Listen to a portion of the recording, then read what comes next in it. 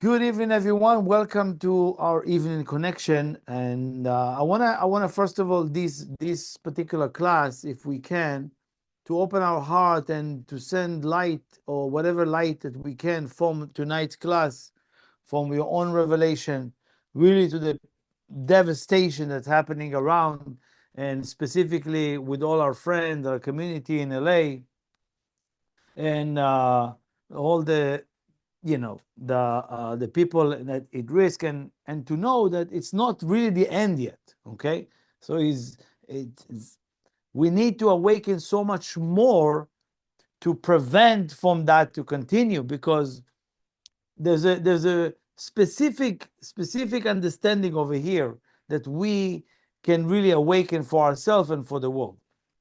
It's not a coincidence why in the first book, this is starting right now, this week. I mean, we know there's no coincidence, but it's the beginning of what we call Exodus, right? This is the book of Exodus, when everybody needs to do Exodus out of their home, out of their material home. That is what's happening. This is the beginning right now. So you see, sometimes I share with you. I don't want to sound like it's all quote unquote written, or we told you so, or in the Kabbalistic, in a very easy, light way, want to awaken everybody in a careful way before it comes to us. Either you wake up on time, or somebody needs to wake you up, right? So, for example, if you're late for a meeting, they're going to send someone to your house to break down the door to see what happened. Why didn't you wake up, right? So it's going to be in almost like a judgment. They break the door. They want to see what's going on. Why you didn't wake up? And you end up you have earphones and you fell asleep with loud music, whatever it is, and you didn't hear the alarm. Something very simple. Why you have to break everything? We thought something happened to you, right? So there is a reality like that. It might be something so simple that I didn't wake up for a meeting, end up with somebody, they calling a fire department to knock down everything. Happened many times. So this week we have the birth of Moses. It's the first time mentioning Moses in the books, right? We learned in the last few weeks. Again, you see how everything is connected and everything have continuum, right? Bereshit, Genesis, the first book of Moses we spoke about, it had within it all the power of the seed, the head. Let's call it the head, right? The seed, the beginning. It's the DNA of everything in the year. So we spoke about it. And last week. This week we're coming here. We're starting a new book, a new revelation. But that revelation is in a state of unseen reality. If I need to put you in a picture way, what it means, when you plant the seed in the ground, tomorrow you don't see any results. The next day you come, the fruit, the tree didn't grow yet. It's still in the ground. You know it's gonna grow. But it's the period of time now when we end in a situation spiritually, we are in a place where you don't see any results. It's in a place of nothing happening. It's in a place that is very difficult. Meaning that it's the same idea. I plant the seed. I'm not going to see results immediately, but I know in certainty that it's going to grow to a tree. If I connected to the desire of what I'm doing, what I started, it has to continue. It will grow. So this is where we are, spiritually speaking. We plant the seed for the entire reality. I'm not going to see results, but I know it's there. Now, this is the moment where we start reading about what we call the exile, Galut Mitzrayim, the exile of Egypt, right? Of course, they never really went to Egypt. It was already like the story goes that they populate in Egypt, right? But they are out of their, what we call the spiritual home, which is Israel. So that has to be built. Now, why do we have exile? Exile is called galut, exile. For example, you are in an exile from relationship right now.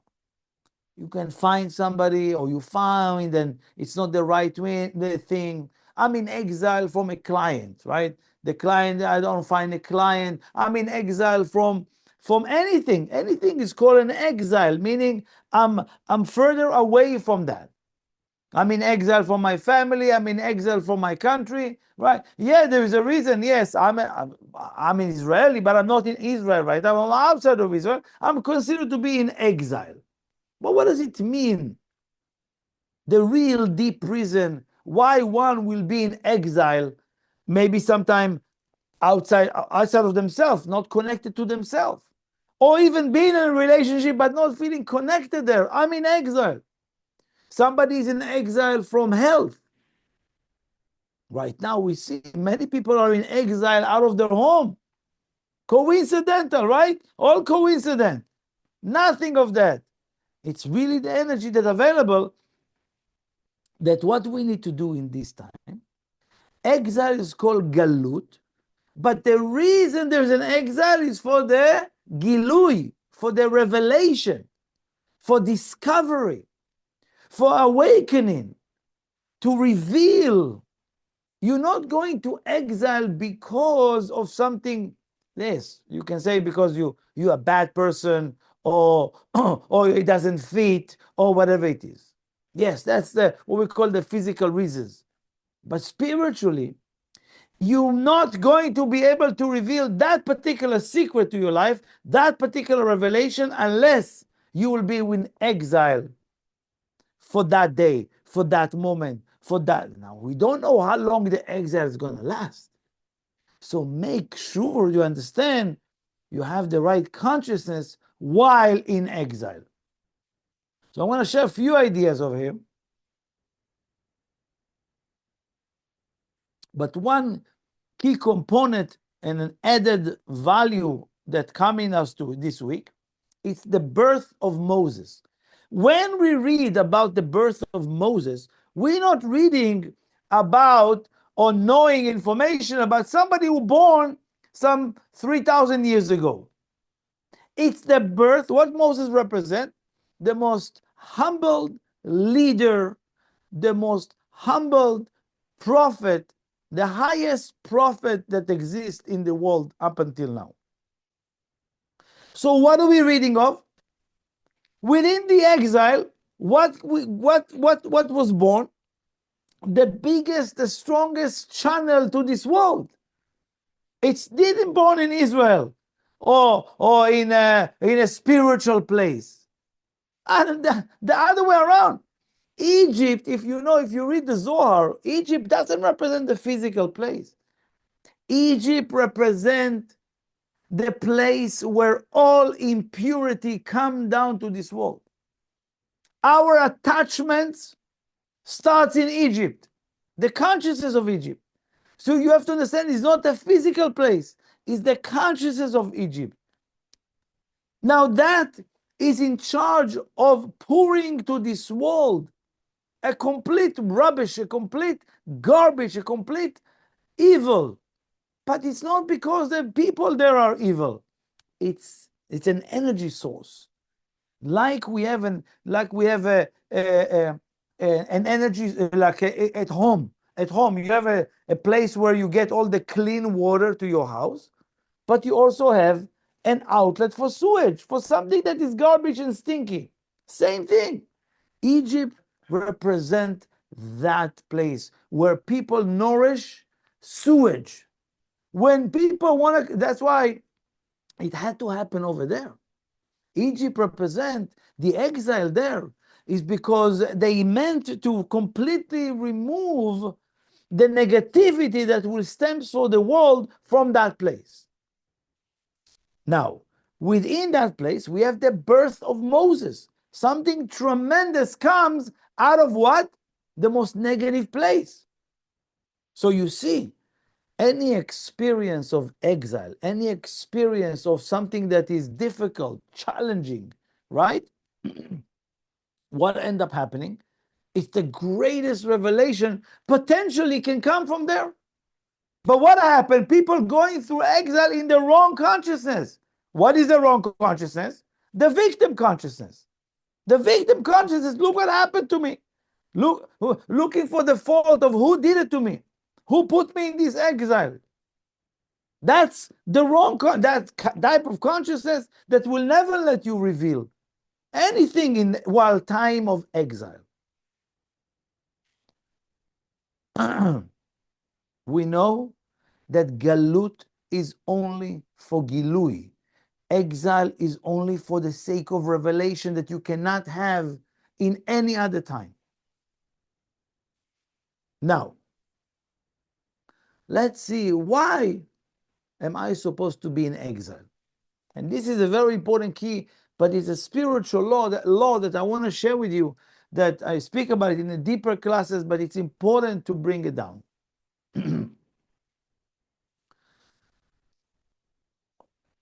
Any time of our day, of our life, the year, the week, the month, it doesn't matter how many years, right? That we are addicted, that we're using the world of matter, the physical world, every time, us personally, collectively, we're using the world of matter to make us feel pleasure, to give us peace, to give us, tranquility and comfort, or sense of security because of the world of matter. Meaning, if I have $1 billion, I feel comfortable. If I have a $2 million in my bank, I feel security. Or if I'm now on that magazine, I have publicity, I have success, I have honor, I have pride, I have title, right? I have status. Every time, again, it's not a problem to have all of those things. It's the problem that I become addicted to it. I cannot see myself without it. This is where I nourish my energy from the physical world. Therefore, you have to understand, there is what we call in Kabbalah. Okay, it's a little bit longer conversation, but I have to bring it here, okay? It's called the law Chok HaIzdakhut, the law of purification. If a person take, not a problem. But if he sees themselves that this is their life, without the cup, without that phone, without the new shoes, or without the new car, I'm not the same. I don't feel the same. I'm not satisfied without that. If you hide behind what we call materialism, if you allow the world of matter to be your front, to be your business card, to be who you are, to represent by, like if you talk to a friend, ask him, tell me a little bit about you. The first thing they're going to tell you is what they do in life. I'm a doctor, I did this, what they accomplish. Not who they are, nothing to do with what they hide behind. The facade, what they present. And therefore, the law of cleansing says, if the world of matter take possession higher than the world of spirit within you, you almost like press the button. You know when you eat something wrong and you have to spend the whole night in the bathroom? The eject button and has to be cleansed. That's that law. That law, once there is a collective human desire to the world of matter rises, it's activating what we call a security process, which is what? The law of cleansing. It will purify the world. It with floods, it with earthquake, it with fire, it's with all the natural disaster. Yeah, we can all call it global warming. But none of us want to take responsibility on human energy, on human desire. That's what dictates to this world. That's what dictates to earthquake to fire and everything. It's all based on human desire. And if the human desire is more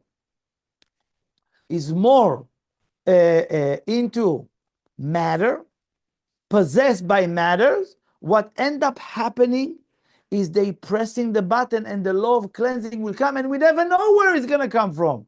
It can be Sudan, wipe out 2 million people. It doesn't matter. It can be in a village that nobody even know that a flood wiped. Nobody remember what happened in Spain 2 months ago, whatever, 3 months ago. Nobody remember. Now we're focusing on the disaster. Oh, look what happened in LA. It's happening everywhere. It's happening in everywhere. But of course, LA represents like the biggest fame or wealth and abundance. That's what people think. So again, the kingdom of evil that is not specifically people. People are channeled for these things. They don't even know that sometimes when they are so possessed by what we call the physical world, or Kabbalistically we call it 1% reality. Look what happened. In this week comes Moses, comes to Egypt, and tell the Israelites, tell them, hey, guys, come out of Egypt. Enough. You're going out of exile. We're going to travel to Israel. Where? We're going to go to the desert. Now, let me just ask you. You know, my friend Adam and many others who live over there in the area, I will ask you, if I'll come from New York and knock on doors and say, guys, we have to go to the desert in Nevada because a fire is coming. Who will listen to me?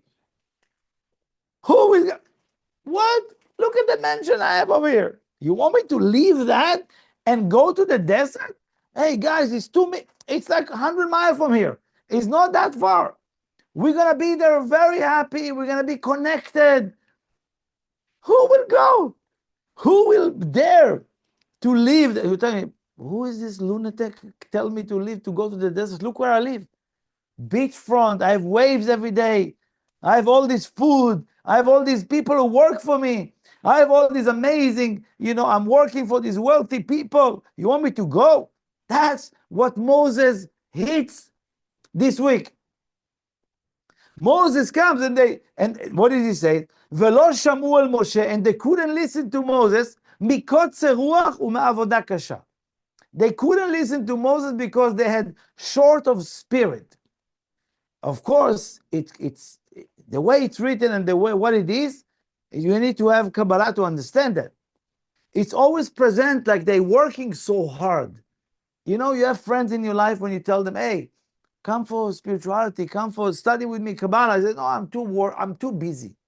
I have this work meeting, I have this work meeting, I have this. That's exactly what caused us to press the button. You put importance more on the physical world and my business and my this as opposed to your spirit. You press the button. And each one of us individually in our life getting cleansing and collectively. That's as simple as it is. There is no God. People will say, oh, look what God did, destroy all. First of all, thank God, I don't know the amount of people that damaged their physical life, I don't know, died or injured, I don't know. But the amount of disaster compared to the amount of people who hurt, I don't think it's even close. It's a lot of people that mostly their memory, emotional pain, and money, emotion and pain, majority of that. So we know the cleansing is only for the physical world. That represents there is a cleanse. Somebody pressed the button. What is somebody? There's a system that govern, that control this reality, that protect us from not really being our own worst enemy. So that ejected button is to cleanse us from the attachments to the physical world, to the physicality. This is what's happening. We need to rule the spirit over the matter. When we all do that, you can have billions, you can own LA, and nothing will be a problem. But you need to rule that reality of matter, mind over matter, consciousness, the spirit over the matter, and then you can have as much as you want, as much as money, as much as fame, as much as follower, because you're never going to be possessed by that. This is what Moses is teaching us this week. This is starting this week. This is the education. Therefore, when I'm saying the birth of Moses, it represents the birth of our own, our leadership up. This is what it means. It's nothing to do with 4,000 years ago, 3,000 years ago. It's something to do with today. I need to give birth to a real leader, which is you. Lead by what? Lead by example. What is the example? Ruling spirit of a matter, consciousness of a matter. That is what available for us in the next coming few weeks, but specifically today. So that's the first understanding. The second understanding of that is another beautiful point. One, the Creator comes to mind again. This story, by the way, you can tell me it's very coincidental, but in the Torah this week is what the story of the burning bush. Fire. This is this week, right? It's no coincidence. Nothing is mistake, right? So anyway, Moses had this discussion with the Creator over the burning bush. Of course, it's a metaphor in a way for that the Creator speaks to us in so many ways. So many ways. It's actually the famous quote, the famous understanding in this week. When God spoke to Moses, he says, "Where are you?" He says, "I'll be where I'll be," right? Or I'll be wherever I be, which means it's another consciousness. I'll speak about it soon. But when the Creator says to Moses, "Go release them from Egypt," Moses, of course, says no. I'm going to speak about it in few times. But what is he saying? Listen, this is a very important Kabbalistic term to understand. Vayan Moshe Vayomer, and Moses answered to the Creator when he tells them go. Vehem lo ya'aminu li, and he says, they not going to believe me. Listen carefully, right? Velo yishmeu bekuli, and they're not going to hear and they're not going to listen to me. It's wrong. It says, what does it say? They're not going to believe me, and they're not going to listen to what I have to tell them. It should be the other way around, right? How can I not believe somebody before they even speak, right? So how come Moses says, hey, they're not going to believe me? What do you mean? You haven't spoke to them yet. You should say, listen, even if I'm going to talk to them, they're not going to believe what I have to tell them. That's the right way to say. Everybody understand the question, right? The difficulty. Sometimes, many people when they read, they don't know that it's a sign for there's a big message over here. When it's really written differently, you have to pause and says, wait a second, it makes no sense. It's the other way around. And what's the message for us? When somebody speaks, let's say, for example, can I see right now? I see somebody over here, and the person looked trustworthy, before they even talk, right? They're not talking. Yeah, I believe whatever they say is true. They never even spoke, right? You need somebody to talk, communicate, and then do I feel connected, not connected? I believe it or not? Like right now, what do? You take what I'm saying. I like Benjamin or not, I'm listening to this. I believe it's true what he's saying, or I don't believe it's true, right? Based on the conversation. What did we learn? What is the depth that we can receive here?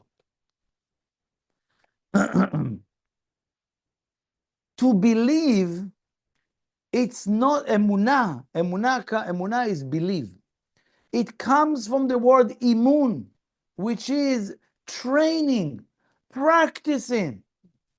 You have to practice having belief. Why? What is belief? Because when somebody says, I believe, what do they say? It feels like a chance. They leave it to a chance. I believe it's going to work. What do you mean you believe? Based on what? Based on what you believe. I believe they leave everything for chances.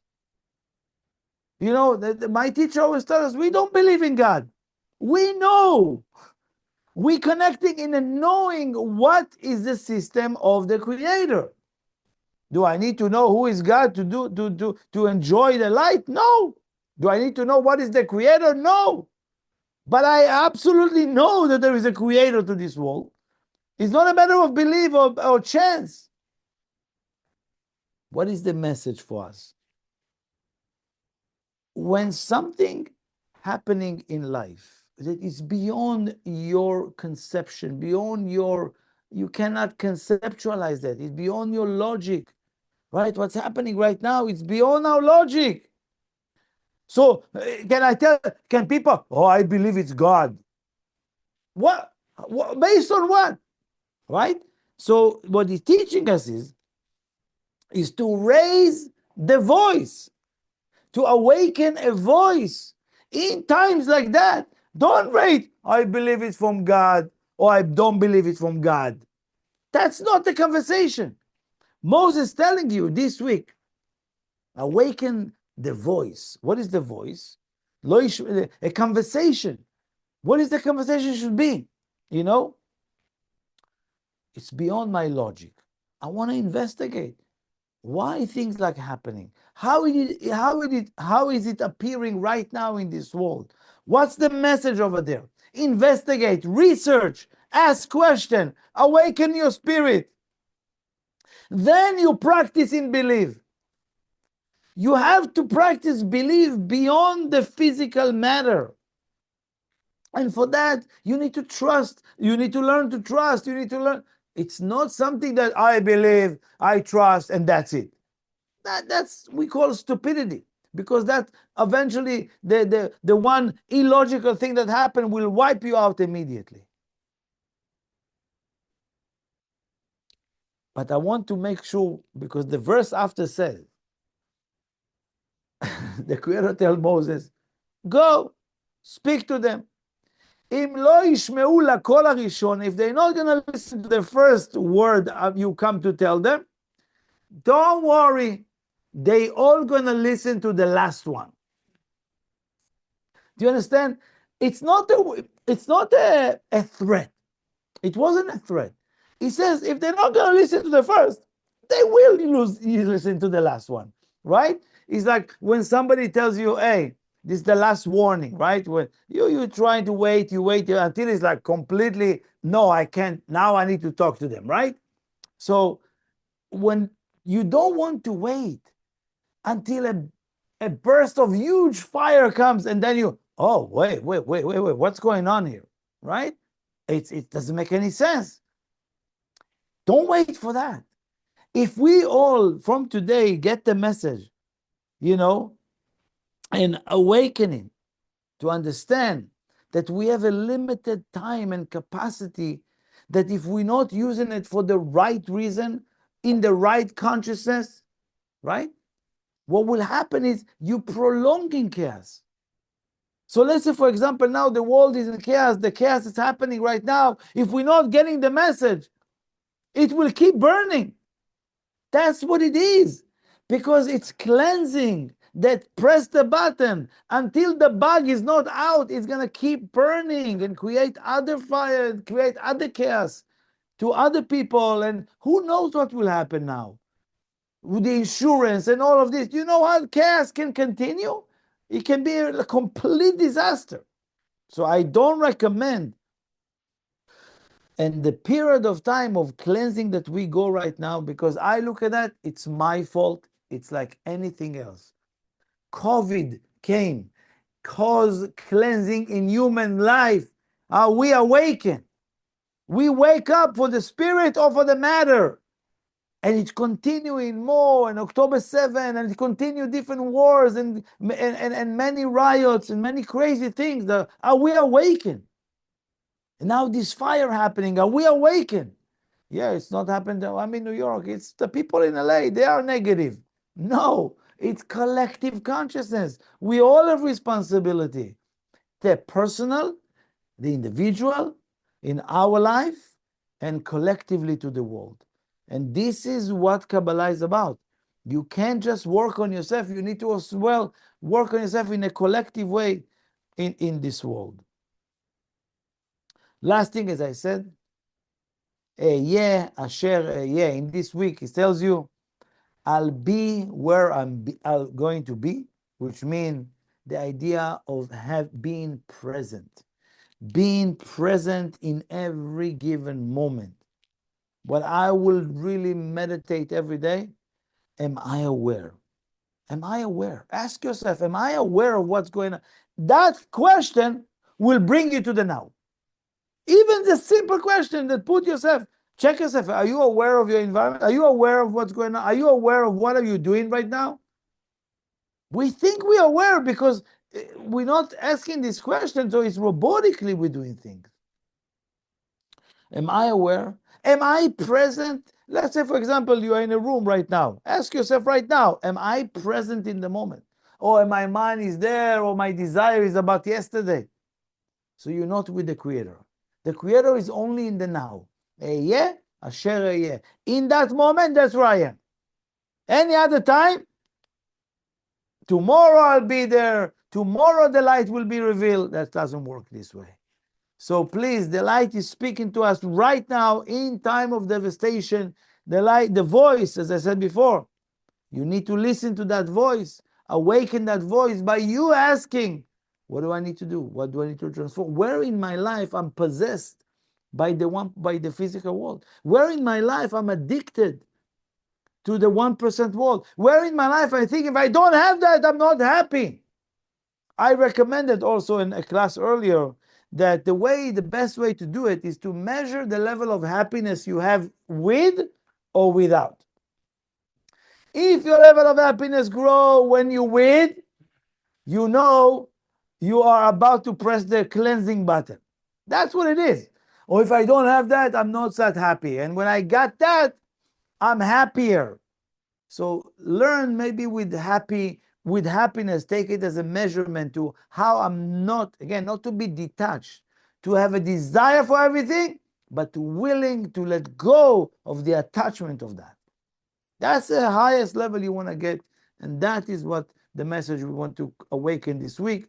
And obviously that revelation, that changes that we can make on ourselves will spread light, will awaken light and protection to all the people in that area in the world. Thank you so much for joining us. Have a wonderful evening.